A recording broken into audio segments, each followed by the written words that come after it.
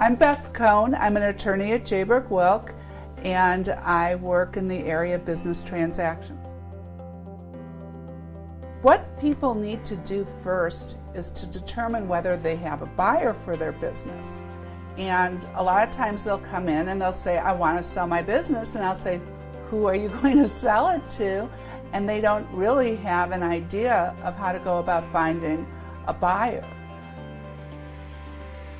Sometimes they will sell their business, and other times they can't find a buyer. So what they look at is that they look at the possibility of children coming into the business, or they sometimes look at the possibility of employees buying their business.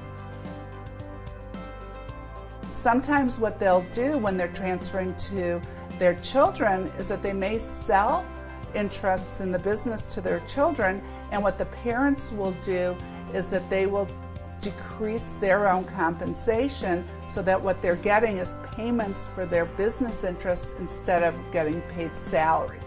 And so that works out really well, and it creates the cash that the parents need, and it gives the children the ownership in the business.